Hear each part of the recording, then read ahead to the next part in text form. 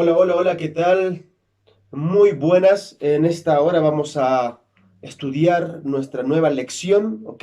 Y titula La Agenda de Daniel. Bueno, cuando pronunciamos el nombre de Daniel, sabemos de qué vamos a hablar. En nuestro material nos dice que Daniel era un estadista, ¿ok? Y realmente era un hombre de principios y con mucha moral. Por lo tanto, el mensaje, el personaje de esta historia es una historia encumbrada, ¿ok? Pero en Daniel capítulo 6 nos cuenta algo muy interesante. Dice, como en cualquier sitio, también hay enemigos y amigos. Pues Daniel tenía enemigos. ¿Por qué tenía enemigos? Porque habían personas celosas, habían personas envidiosas, etcétera, etcétera, en el reino de Nabucodonosor. Y un día de ellos, estos enemigos de Daniel van donde el rey Nabucodonosor y hacen que firme un edicto, ¿no? En el cual el único que debería de ser adorado era Nabucodonosor. Por lo tanto, le dicen, por favor, construye una estatua digno de ti, porque tú eres el Dios viviente, y pues lo realiza, ¿no? ¿Y cuál era el objetivo? De que todo el imperio babilónico tendría que postrarse delante de este rey Dios. Pero Daniel y sus amigos no lo hicieron, porque él, sobre todo, tenía un Dios al cual le rendía los cultos, el honor, la gloria y la obediencia. Por lo tanto, había un castigo, y el castigo era que si había personas que no iban a adorar, iban a ser lanzados al foso de los leones. Por lo tanto, había un foso lleno de leones hambrientos, y pues Daniel fue lanzado al foso de los leones. Pero ocurre algo interesante. El ángel de Jehová baja, está en el foso, que era Cristo mismo, y pues bueno, los leones hambrientos pareciera que fueran a ser gatitos y no hacen nada, ¿no?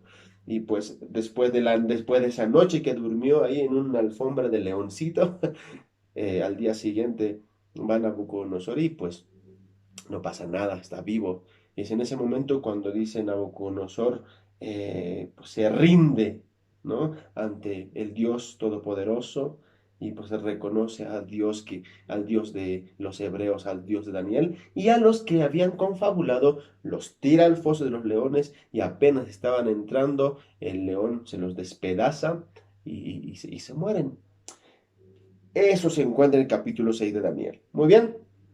Pero cierta vez Daniel también estaba inmerso en los estudios de la Biblia, como tenemos acá, en mucha oración, y de pronto descubre un versículo del Antiguo Testamento que se encuentra en Jeremías 29:10 y dice así: Cuando en Babilonia se cumplan los 70 años, yo os visitaré y despertaré sobre vosotros mi buena palabra para haceros volver a este lugar.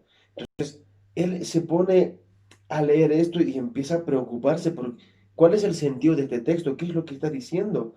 Entonces él dice que se espanta y se pone triste porque quiere saber qué significa esto. Pero la tristeza también venía de parte de él porque se preocupaba porque el pueblo estaba en un entorno politeísta, pues estaba mal, ¿no? Y ahora les explico qué quiere decir esto. Por causa de la infidelidad del pueblo, Israel había sido llevado a donde? A Babilonia, y ustedes saben eso. Entonces, los profetas de Dios siempre advirtieron al pueblo diciendo: sed fiel, porque si no, les va a pasar cosas malas. Ellos no eran fieles, por lo tanto, fueron llevados de cautiverio a Babilonia. ¿Ok? Entonces, eh, en Jeremías 25:3-7 también nos muestra algo interesante. Miren lo que dice. He aquí enviaré y tomaré a todas las tribus del norte, dice Jehová, y a Nabucodonosor, rey de Babilonia, mi siervo, y lo traeré contra esta tierra y contra sus moradores y contra todas las naciones en derredor. Toda esta tierra será puesta en ruinas y en espanto, y servirán estas naciones al rey de Babilonia durante 70 años. Esta es la clave, durante 70 años. En Jeremías 29:5 dice esto. Por lo tanto, cuando Daniel lee este versículo de Jeremías en el Antiguo Testamento, pues él se preocupa peor, porque dice: entonces estamos llegando a nuestro límite, a nuestro fin, y vamos a volver a nuestra tierra. Y es en ese momento cuando él pone a pensar: pero 70 años desde que fuimos tomados, pero ya casi los 70, ahora, ¿qué vamos a hacer? En el 605 después de Cristo, Nabucodonosor, ¿ok?, rey de Babilonia, invadió Jerusalén. llevando algunos utensilios sagrados del templo de Jerusalén y prisioneros de guerra, en el cual Daniel y sus amigos fueron llevados.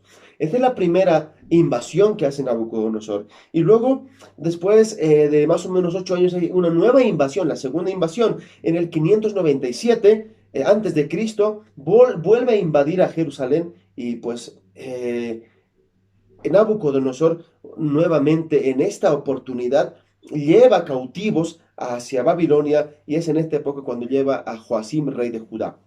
Y luego no queda satisfecho, todavía tiene sed de destrucción. Y pues en el 586 antes de Cristo, perdón, Nabucodonosor vuelve a invadir y es en este momento cuando destruye todo, destroza todo, ¿no? Y pues son tres invasiones que realiza Nabucodonosor. Y es en este momento cuando el templo, el orgullo más grande de los judíos, es destruido de manera total. Pero sin embargo, Dios no permitiría la extinción de su pueblo. ¿Por qué? Porque Satanás quería que el Mesías no naciera. Por lo tanto, si este pueblo se extinguiría, Cristo no nacería. Por lo tanto, Dios se encarga de qué?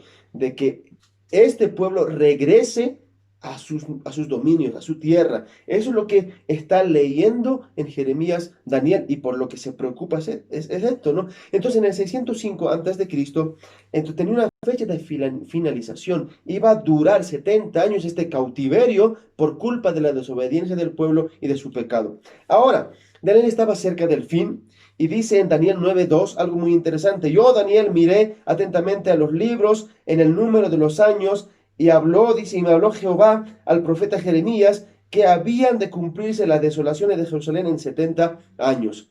Es en este momento que él piensa, estamos a poco tiempo, vamos a regresar. Y es la profecía en la cual tenía que ser restaurado el templo de Jerusalén y las murallas, ¿no? ¿Cuál es la preocupación del profeta?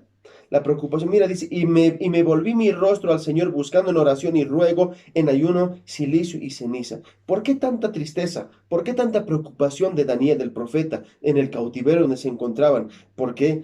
Porque él veía la realidad de su pueblo. Había mucha gente que fue llevado de cautiverio, pero habían muerto y sus hijos habían sido ya no eran hebreos, habían nacido en Babilonia y habían adoptado dioses, culturas, ritos, y se habían olvidado del Dios Altísimo. Entonces él pensaba, si volvemos allá, va a ser peor, o sea, va a ser igual que nada, porque ellos ya no tienen fe en Dios. Entonces estaba preocupado por eso. Primeramente, hay tres cuestiones, ¿no? Primero, en el cautiverio, ellos se habían convertido en idólatras, ¿ok? Israel solo debería de haber estado 40 días por si acaso. Mira, en el desierto cuando fue liberado por Dios mediante Moisés. Pero nosotros sabemos que ellos duraron 40 años en el desierto de Egipto a Canaán. ¿Por qué? Porque ellos no decidieron obedecer al Señor y pues no tenían un corazón transformado.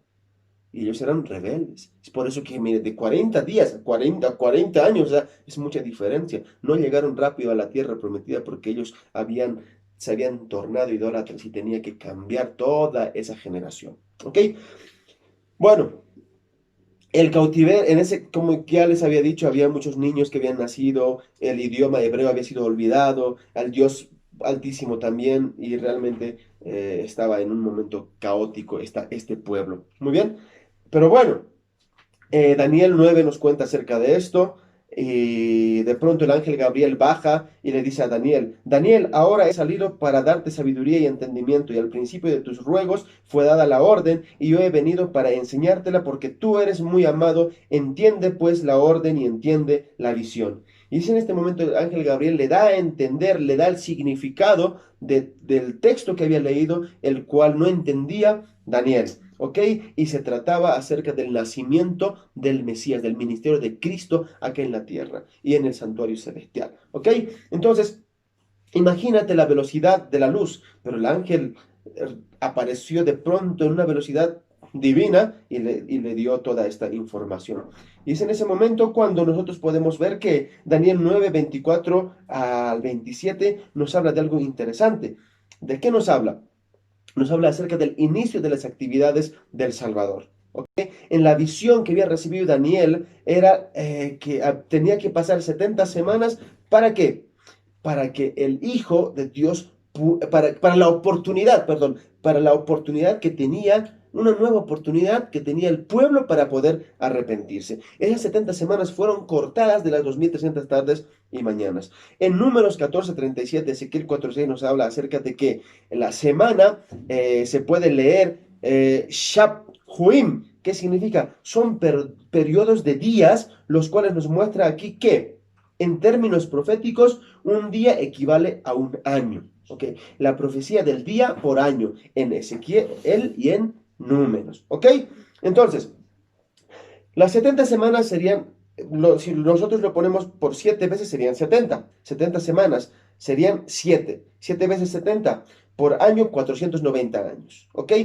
¿Cuándo debía pues empezar toda esta cuenta? En tu material te explica de manera detallada. Entonces, acá tenemos, por ejemplo, el ángel de Jehová cuando le muestra y le afirma esta enseñanza, dice que tenía que haber una orden para la restauración del templo, para una reconstrucción de Jerusalén destruida, ¿ok? A partir de una fecha. Entonces, a partir de la fecha que debería iniciar este conteo de los 490 años de esta profecía de Daniel, ¿ok? La historia, entre tanto, registra tres decretos de la repatriación de los judíos, y esto se encuentra en el libro de Esdras. El primero sería el 537 antes de Cristo, ¿okay? Que marca el inicio del gobierno de Ciro, Esdras 1:1-4. El segundo durante el reinado de Darío I, y pues esto es más o menos por el 520 antes de Cristo, Esdras 6:1-12. El tercero data el último durante el reinado de Artajerjes I, alrededor del 457. Y esta es la fecha que a nosotros nos interesa de la profecía día por año, porque en el 457 es decretado por Artajerjes para que se pueda reconstruir el templo de Jerusalén, y del 457 al 408 son 49 años, o sea, son 7 semanas de la cual estábamos hablando hace un momento. Entonces, del 408, ¿ok? Al 27, en el bautismo de Jesús, pasan 69 semanas, ¿ok? 62 semanas, perdón. Entonces yo voy a dejar que sumes 62 más 7, 69. Para 70 falta uno. ¿Qué pasa?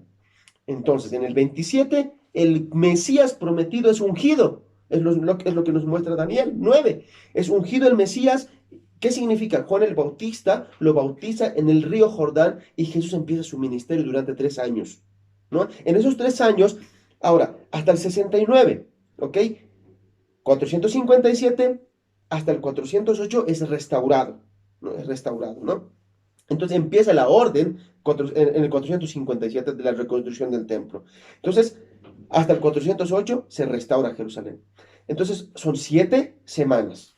Ahora, ocurre que desde el 408 hasta el 27, hasta el bautismo de Jesús, el Mesías ungido, pasan 62 semanas. 62 más 7 son 69. Ahora falta una semana para los 70, porque son 70 semanas, lo cual está cortado ¿de dónde? De las 2300 tardes y mañanas que Daniel había leído en la profecía. ¿Ok? Entonces, día por año. Ocurre que en el 27 hasta el 31 son ¿cuánto? En esa media semana, o sea, en esa media semana, ¿ok? En esa media semana ocurre algo interesante. En el año 31, Cristo es crucificado. Cristo es crucificado. O sea, son 3 años y medio. 3 años y medio. Porque son 7 años. Una semana son 7 años. 3 años y medio del ministerio de Jesús. Desde el 27 en su bautizo hasta el 31 su crucifixión.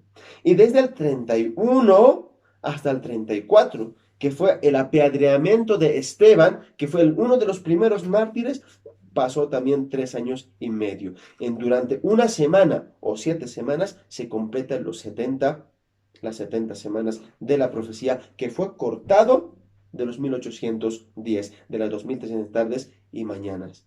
¿Para qué? Para que el pueblo de Dios tuviera una oportunidad para arrepentirse y volver al Dios Altísimo. Entonces, mis amigos y mis amigas, de esta manera nosotros podemos ver cómo la profecía se cumplió. Lucas 3:23 nos dice, Daniel 9:23 nos habla acerca de esto, cómo Jesús cumplió, se cumplió la profecía de que vino a por nosotros, ¿verdad? En el 31, en el 34 después de Cristo, pero después de esta profecía cumplida, nosotros tenemos algo interesante. Mateo 24:15 al 21, Jerusalén tenía que ser destruida nuevamente. Y nosotros podemos ver que las profecías son más seguras que cualquier pronóstico o astrología, porque a través de la historia, a través de la arqueología, podemos encontrar que todo esto realmente fue verídico. Así que toda la profecía que tenemos en la Biblia, nosotros tenemos que aseverar y asegurar de que es palabra de Dios, y pues la promesa es que Él viene pronto, por lo tanto tenemos que estar preparados. Te invito a que tú puedas resolver tu cuestionario de la página 76 de tu libro y puedas realizar tu mapa mental y tus revivados por su palabra, eh, del libro de Proverbios, para que tú me lo puedas mandar al Classroom y de esa manera se pueda realizar la evaluación. Así que inclina tu cabeza donde está, que quiero hacer una oración por ti. Padre Santo que estás en el cielo, gracias por esta lección. Tus profecías son fidedignas porque son inspiración tuya, Señor, y tiene un propósito, Señor, el cual tú vienes pronto por nosotros. Ayúdanos a prepararnos y en este tiempo de pandemia, Señor, entregamos nuestras vidas en tus manos de amor para estar seguros. Bendice a toda la clase de sexto de secundaria. Por Jesús, amén. Bendiciones y chao, chicos.